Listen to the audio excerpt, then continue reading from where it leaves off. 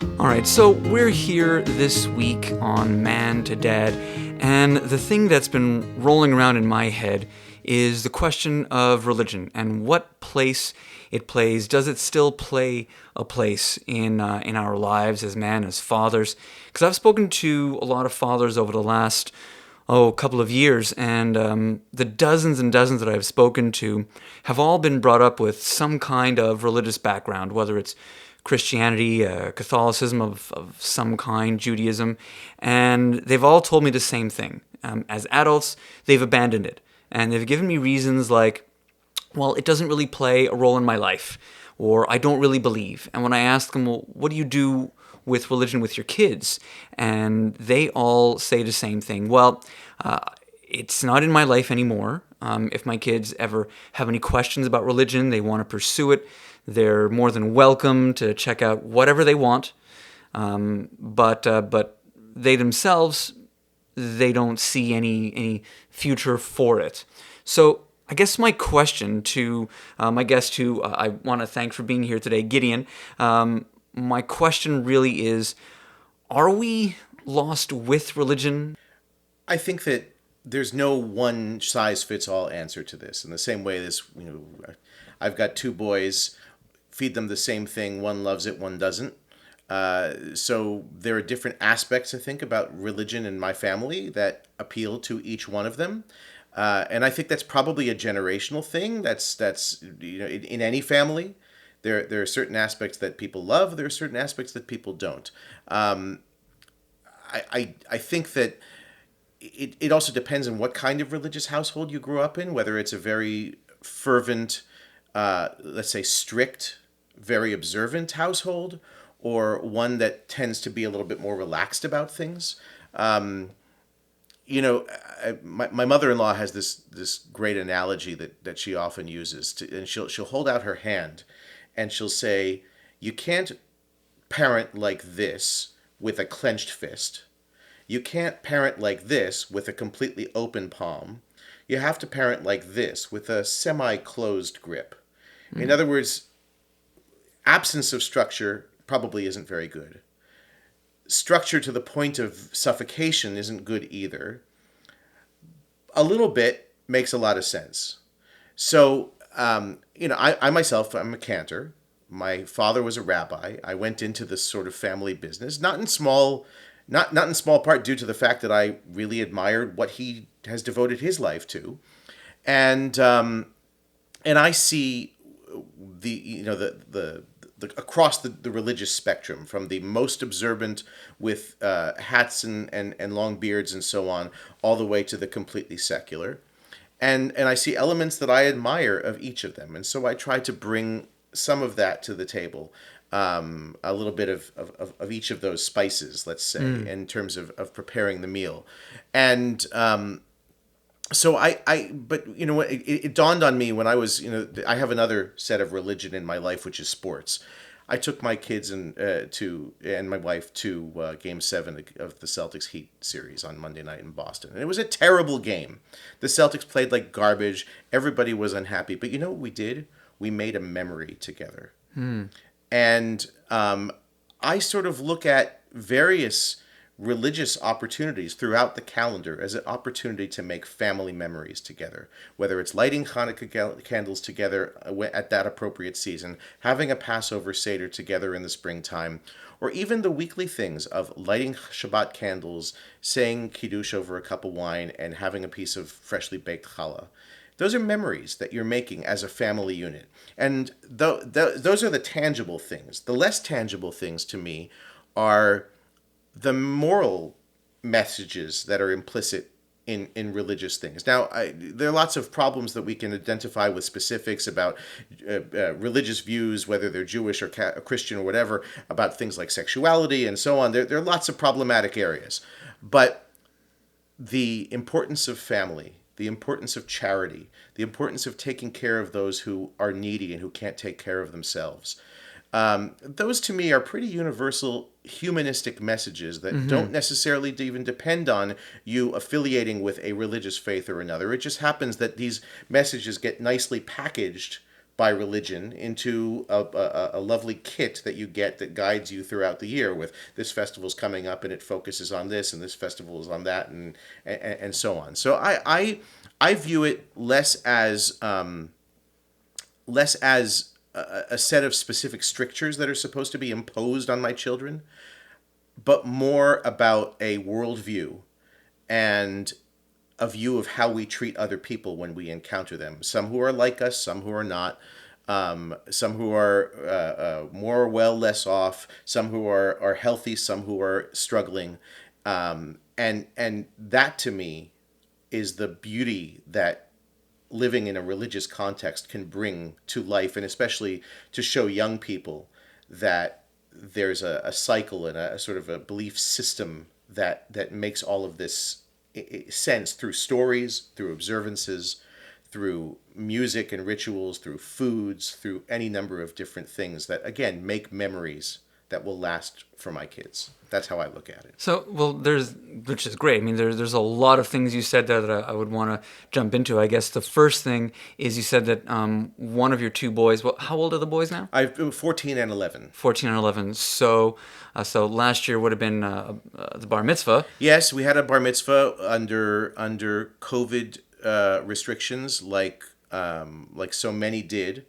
Like I said, I'm a clergy kid, so I remember inviting the entire community to my bar mitzvah when I turned 13 and had over 1,000 people come to services that Saturday. My son had his bar mitzvah in front of 29 people, all of whom were wearing masks and spaced out at various differences and stuff like that in the 2,000-seat sanctuary at Shah Hashemayim.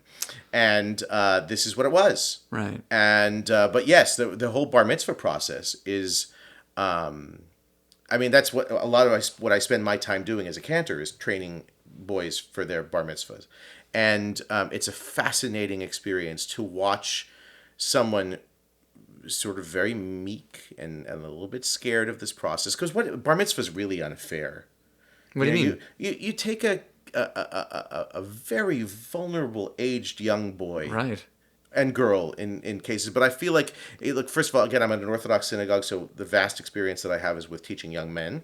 But also boys in particular, it's just at the cusp of puberty. Their voices might be cracking. Some of them are sprouting little dark hairs in their mustaches and stuff like that, and they look a little bit awkward. Right. So you take this fragile, burgeoning young adult and you make them do some of the scariest things possible, which is singing in public in front of a group of largely strangers in a huge room in a foreign language. Right, yeah. And that's really intimidating. And some of these kids, they walk into my office for their first bar mitzvah lesson. They look at me wild-eyed like, really? I have to do all that? And you watch over the number of months and you see they acquire skills, they grow in their confidence, they at the same time, a lot of schools, I don't know if this was the case when you were going to school, but we didn't do very much public speaking when we were in school at age 12 or 13, but somehow it seems to be more and more, and I think that that's a good thing, because learning how to present yourself is half the battle here. And one of my favorite things is when I bring them into the sanctuary for the first time. And it's like, you've been practicing in the little practice room, and then all of a sudden you go out onto the Bell Center ice, and you see them look around at all these rows of pews, and you say, oh my God, they're all going to be full of people. They're all going to be judging me. Did I make a mistake? Did my voice crack? Did I say the word properly? And you teach them for the first time a life lesson that is, nobody has any idea if something has not gone according to plan unless you give them an idea that it's not gone according to plan. And I say to them, this is a life lesson. This is not just for your bar mitzvah.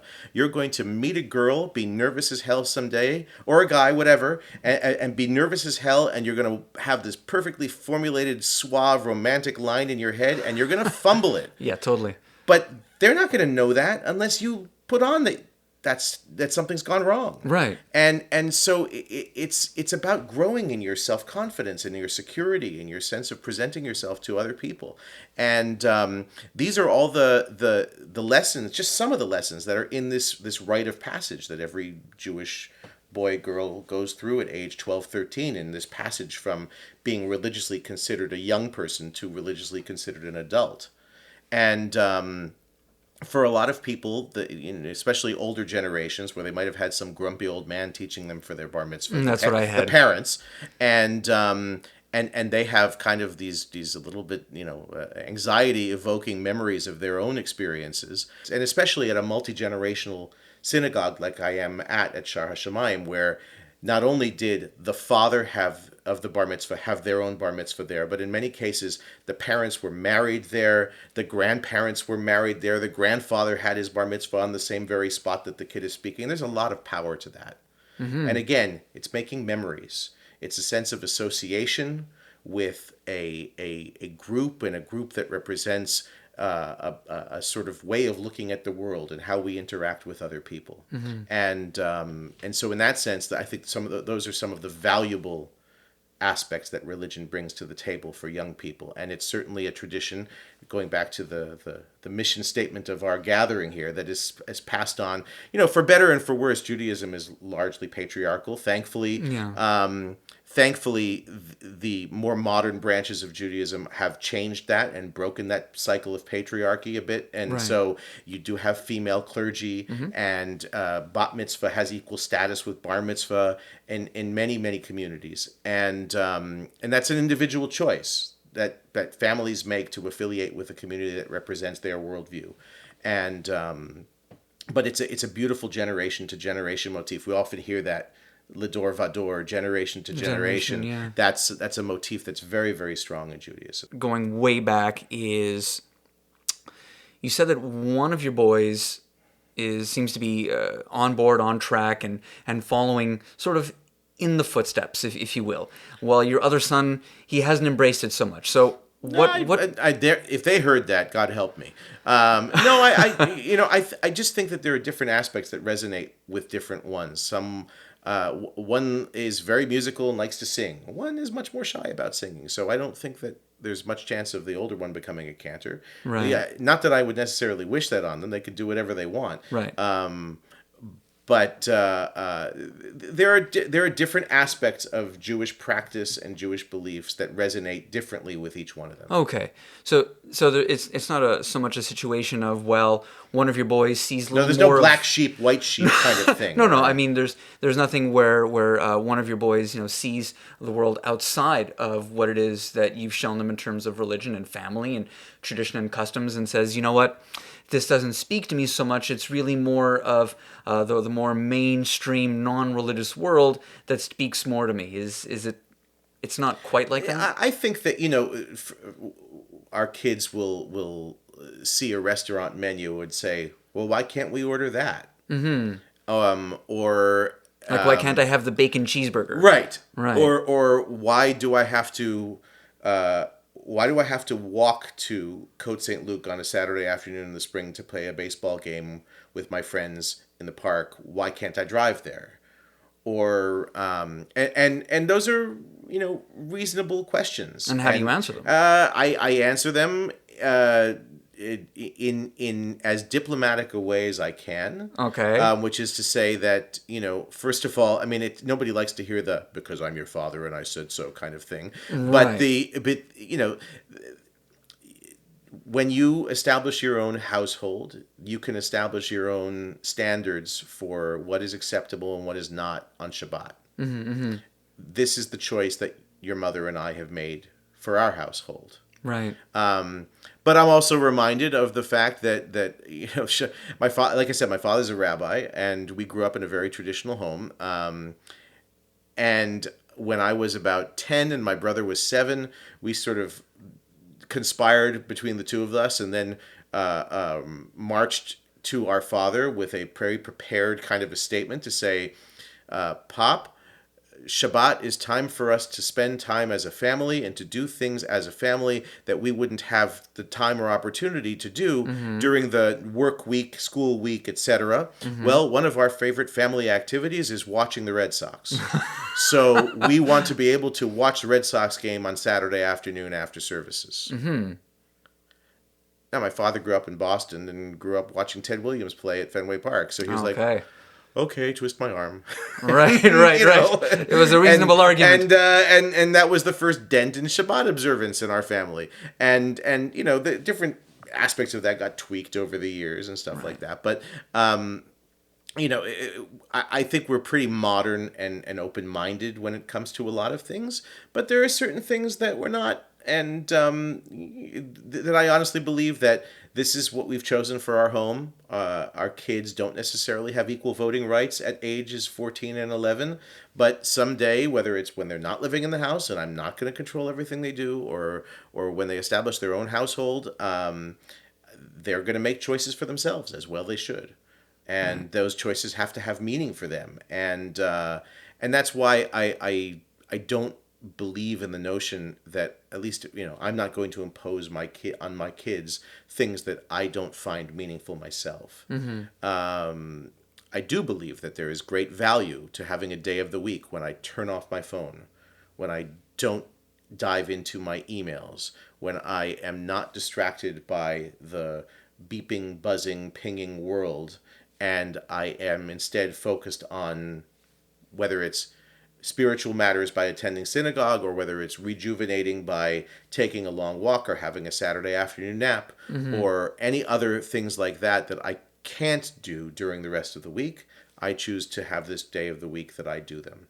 And that's another aspect of what the atmosphere is in a home, with or without, like what differentiates Saturday for people who don't have religious observances on it, or Sunday. I don't know. I genuinely don't know, because this is how I grew up. I will tell you that, again, because my dad's a rabbi and I'm a cantor, I work weekends. That's part of what I do. The first time that I ever experienced weekends, like I imagine the rest of the world has weekends, was during the first 4 months or so of the pandemic.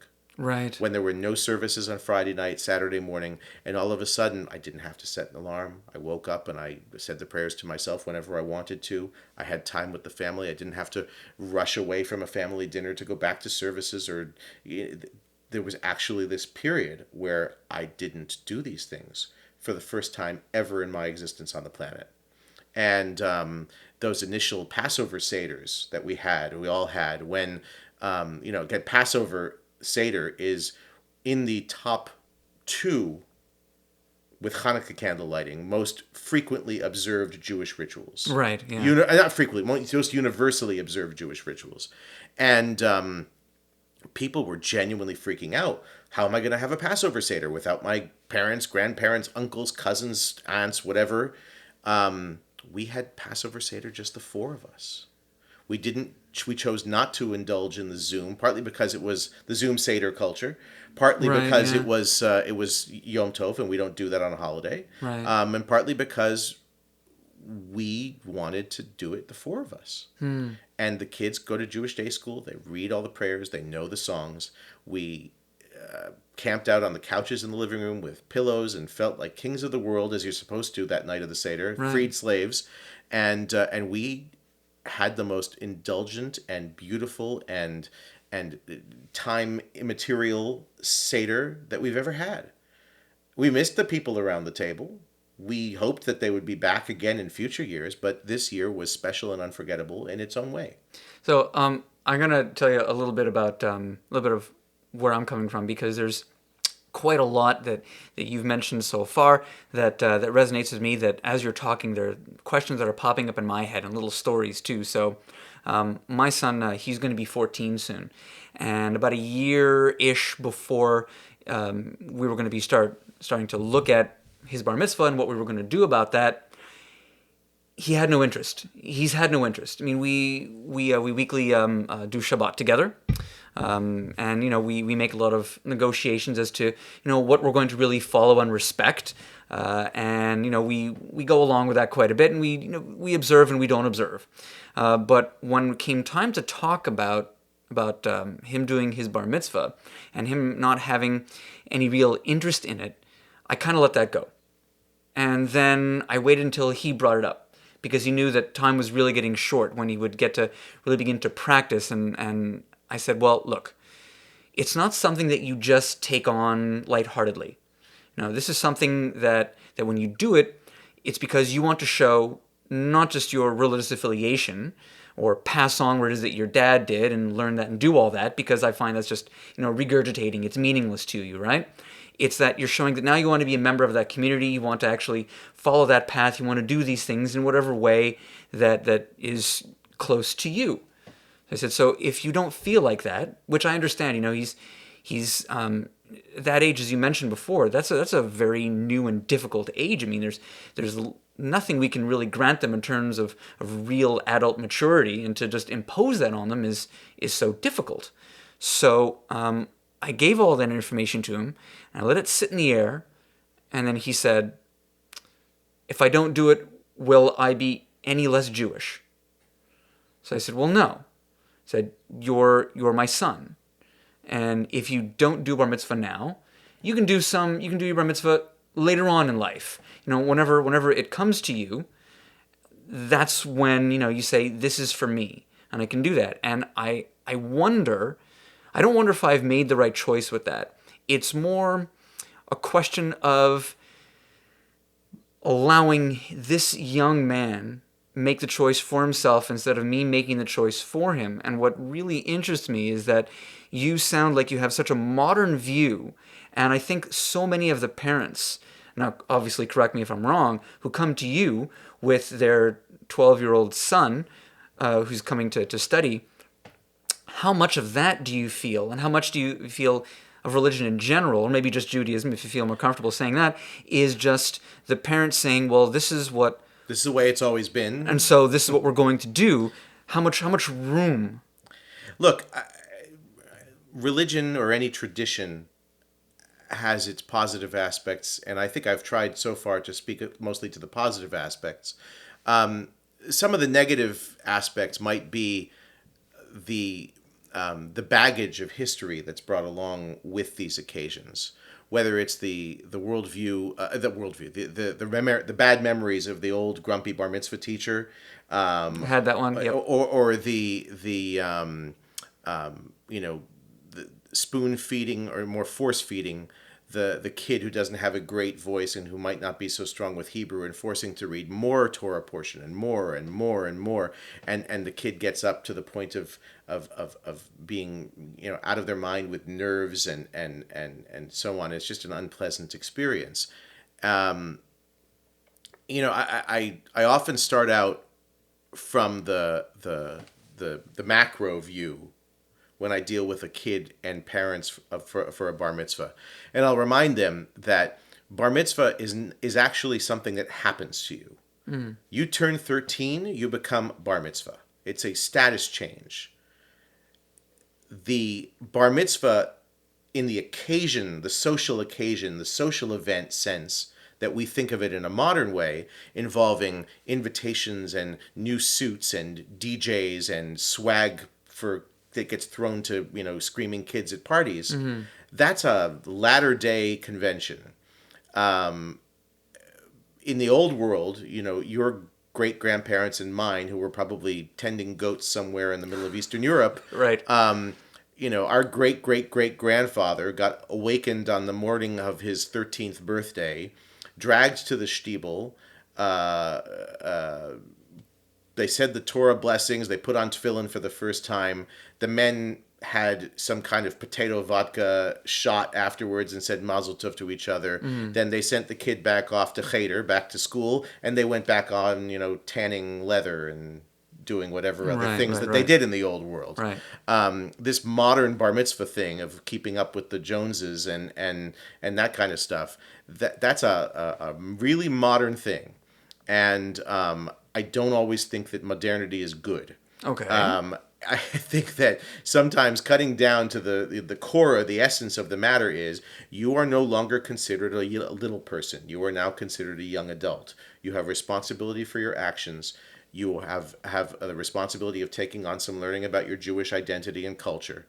And that's what the essence of a bar mitzvah is to me. Not all the other trimmings of what who has the most fashionable DJ and whether you get to give away specially printed T-shirts or iPads. Like, Right, but that's a little bit of what's outside of Judaism really influencing that. Kind of like the Jewish kid who always sees the Christmas tree and goes, "This is I so wish much I better." had that. Right. Right. Yeah. I mean, it's religion. It's a really funny thing. It can be beautiful, and it can be co-opted by capitalistic corporate world and so on, and turned into something that it was never intended to be. Right. And that's again why even with each kid, there used to be this cookie cutter idea of every bar mitzvah has to be forced into the same mold. Mm-hmm. You have to do your Torah portion and your Haftorah, and you have to learn this many verses, and you have to have speech and this and that. Well, there are some kids that gravitate to sports. There are some kids that gravitate to music theater. There are some kids that gravitate to art. There are some kids that gravitate to writing and creative writing. There are some kids that have learning disabilities that make it difficult for them to deal with a second language. And all of these things have to be brought to bear when you're facing an individual. Our children are individuals. They're not the same, despite the fact that they share the same DNA mix, that comes from the same two people that their sibling did. But they're different. They have different strengths, different weaknesses, different interests. And so I try to reach them each in their own way. Whether it's how they learn, how well they sing, how much singing they do versus how much reading they do. If I have certain, for instance, one of the things that makes Shar Shamayim special is that we have a choir, and that we have this, thankfully, really good choir. And how did that happen? I wonder. That's not. I mean, truthfully, it's a tradition that I inherited more than anything. Right. Shar Shamayim has had a choir at our services every Saturday since 1887. Wow. So that's a long time and a long tradition. So if I've got a kid who has particular music tradition, plays an instrument, has a great voice, then I will shy away from the individual, Torah reading kind of stuff, and do something that's much more geared to them, and they'll sing duets with me in the choir at their service, because that fits their interests better than the quote unquote traditional form of what it always has been, and if you can't parent each kid the same. Right. You can't, whether it's our kids or whether it's the kids that I deal with in this mentoring kind of a way for their bar mitzvahs. You can't. They're not the same. They're different, and they need different things. And some you can push harder. Some you have to be very gentle with. Some you can give them a tremendous amount of stuff to take on. Some you have to throttle back, and you just have to treat them as individuals. Right. Right. So there are three words that are of really keen interest to me that have come up so far is modernity, patriarchy, and Judaism.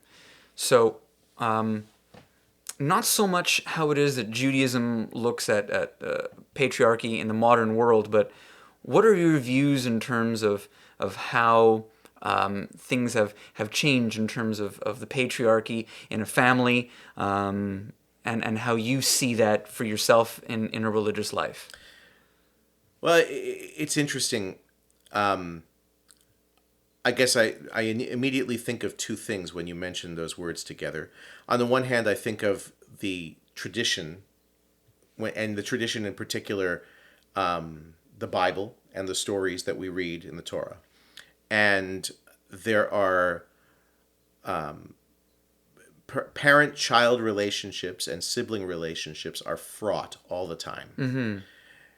Whether it's, you have a lot, I mean, just take the book of Genesis. You have fathers who consistently favor one child over another. Never does that work out well for anybody involved. Right. Isaac loved Esau. Rebecca loved Jacob because he was the studious one and the doting one. And so she goes behind her husband's back to make sure that Jacob gets the blessing of the older child, which means a double portion of inheritance, which means all sorts of other things in the biblical world. Or you have Cain and Abel who didn't like each other, and so Cain kills Abel. You have Joseph's brothers who get together, shove him in a pit, then sell him off to slavery, find a goat, kill the goat, dip his favorite colored coat that he got from his father in blood, and say, "Oh, he died. Too bad. Now you have to treat us equally because your favorite's gone." Mm-hmm. That's all horrible stuff. Or of course the crowning moment of father-son relationships, of course, with Abraham and Isaac, when God tells Abraham to sacrifice his son. Now it doesn't get worse than that. No. But on the other hand, you have mindful choices of names in the Bible all the time, where a name is assigned to somebody because of either the aspect of their personality or what is going on in the life in particular of the father at the time that the child was born. So Moses has a son whose name is Gershom, which means Ger Haiti Be'eretz Lo Nochria. I was a stranger in a strange land. Right. Or you have Isaac gets his name Yitzchak. Why? Because it means laughter, and that was the reaction in particular of his mother when she heard that at age 90 she was going to conceive a child. And so, we often think of different ways that names are passed along and traditions are passed along, but the naming in the Bible is very mindful. So those are some of the things that I think of, and then in terms of patriarchy, it's so good that clergy, and I can speak to this because this is what I've devoted my life to. Clergy is not relegated to just men anymore. In most of the Jewish world, even in the Orthodox world, where there's a growing number, including Shara Shamayim, of clergies, of synagogues that have female clergy. And because obviously it doesn't represent the entirety of the community to have a male clergy member. And whereas I might be a great role model for young men who are studying for their bar mitzvahs, well, what do the girls have as a role model? The Rebbitzin? Or the rabbi's wife. Right. So, I mean, I'm not casting aspersions on rabbis' wives. Believe Right, me, sure. but it's not the same. And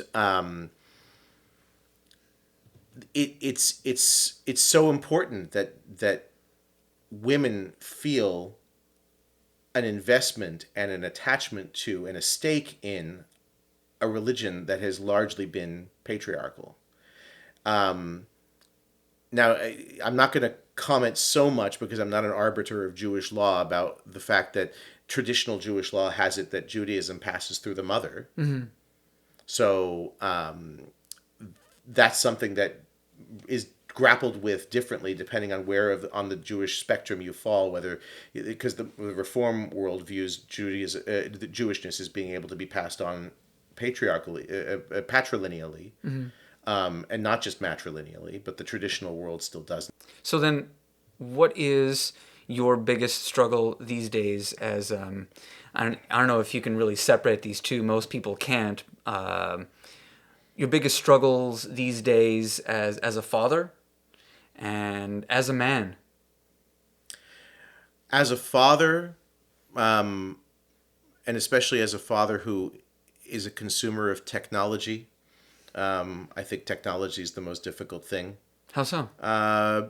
Because I think it goes back to what I said earlier, that having a day that is free from being governed by technology. Right.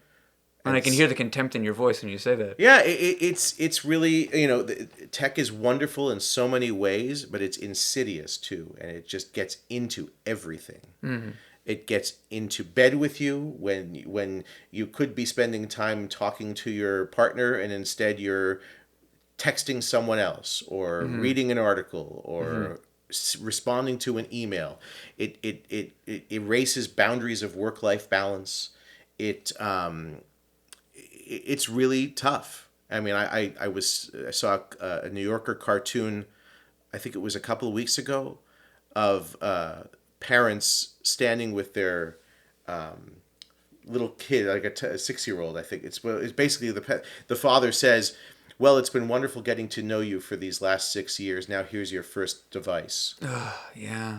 And I see it with my kids, and I'm sure you see it with yours, and it's just all over the place. And that, I personally find that Shabbat provides a break from that, which is so healthy and so necessary. Right. And then the other thing of parenting boys, in my particular case, and yours, parenting boys in a post-Me Too world means that I think that we have an extra responsibility to talk to them about what it means to be a man as opposed to what it meant in previous generations. So then, what does it mean now versus previous? Because I'm so glad you said that. 'Cause that's a question that always comes up, and I always ask. So, what is a man today? And almost every dad I've spoken to said, I don't know, and most conclude with, well, does it really matter? Look, every family is different. Every couple and every relationship is different. What it means to me is to be an example to my boys of how to treat women with respect. And I'd like to think that I don't differentiate gender-wise in terms of treating people with respect, civility, dignity, kindness. We always tell our boys, if you leave an interaction with somebody and you can answer honestly in the affirmative the question, was I kind to that person? Then you're doing the right thing. And that's hard to model. There's still a lot of ugliness and cruelty in the world. There's a lot of horrific circumstances that women in particular have had to face for time immemorial almost. Right.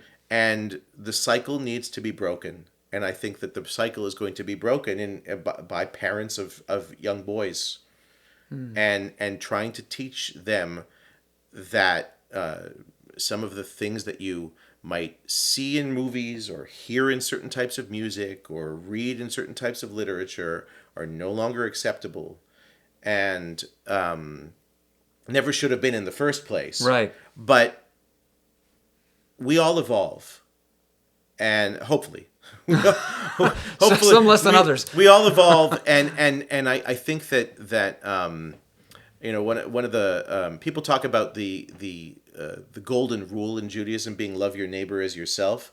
I prefer a different phraseology of it, which comes from somewhere in the Mishnah, which is don't judge another person until you've stood in their shoes. So we should never know what it feels like to be discriminated against for our religion, for our gender, for our color of our skin, for our sexual orientation, for anything. Because if we follow what the religious tradition teaches us, we're all created in God's image. That is a very wide, broad definition that everybody and everything fits under. Mm-hmm. So if you can walk away from an interaction with somebody and ask yourself, did I treat that person kindly? And the answer is yes, then I think you're doing okay. But there's a lot that needs to be undone. And how do we start? What do we do? I know that I have a tremendous bond of trust that's implicit by in my work, that I stand by people at some of their happiest moments in their lives, when they get married, when their child reaches an age of maturity, when they welcome a new child, or at the saddest moments in life when they bury a loved one, and say Kaddish for them after they pass away. And there's a tremendous amount of trust that's involved in that, of a sense of vulnerability that is not easy for people to show. And we have to treat that with tremendous respect and handle that with great sense of gentleness and kindness. And so if that's what I'm modeling for my boys, that there are times in life when you always need somebody to stand by you, whether it's a shoulder to cry on, a hand to high five, a pair of arms to hug. You can choose to be that way for the people that you let into your life, and in doing so continue the example that I hopefully set for them, and not just in my work but also in my friendships and in my marriage. And so that's all that I can do. I'm not either inclined or equipped to write a self-help book or Because it sounds like we've been doing that this last no, but this last hour. It's important to have these kind of conversations. The people that I find especially the males that I find that I let close to me, are people who are comfortable speaking an emotional language, who can talk about their feelings in a, let's say, a less male traditional kind of way, with a furrowed brow and arms folded, saying, we're just being men, or something like that. Right. And that's a hard cycle to break. It was a cycle that was set in motion long before we came onto this planet. The men were the silent, strong providers. In some cases, they weren't so silent. In some cases, they weren't so strong. No. But they made like they were. And the women dutifully fulfilled their roles and proverbially barefoot pregnant in the kitchen, and that's what it was, and that's not sustainable. And modern times have shown us that, and we need to be more enlightened and open. And I think that it's difficult traditionally for males to show vulnerability. Yeah, it is. And I think that that's one of the things that I gravitate to with friends, that my closest friends. We're all comfortable saying to each other, I need help in this situation. I need to talk this through with you, or I need to talk this through with a mental health professional if I'm really down or struggling with something. It's not the strong silent thing anymore, because all that results from that is just us keeping our feelings down. The ones who are closest to us, whether it's our children or our spouses, are the ones who bear the brunt of it, and then the vicious cycle continues, and it's on us to break it. Yeah, I agree. And I can't think of a more wise and perfect way to end that, and to then let me use that as a segue into finishing off here today by thanking you once again for bringing all of those stories that I remember that I grew up with, and all of these things, and the beauty of what it is that if you embrace it, that it can bring to you and your family. There's a lot that's there, and Yeah. there's a wonderful expression about tradition, and it's an Aramaic expression. It says hafoch ba v'hafoch ba dechulaba. Turn it over and turn it over. Everything's there. And I think that the everything in this sense means that you can always find something of meaning within it. There's and it doesn't mean you have to subscribe to it completely, but there's always kernels of meaning there to be found. The one thing I always like to end off a podcast with is a challenge for all the listeners. See what it is that we can now move forward with, is something that you mentioned. So my challenge to everyone who listened to this podcast today, and whenever you do listen to it, is look back and see what you're passing on. What effect is that having? What traditions do you have for your family? Are they religious? Are they non-religious? What memories are you creating? What meaningful moments? They don't have to be one after the other. They can just be once in a while. But what memories, what moments, and what things do you pass on? So go and reflect on that, and then go and create some. Until next time, this is your host, Farrell, from Man to Dad.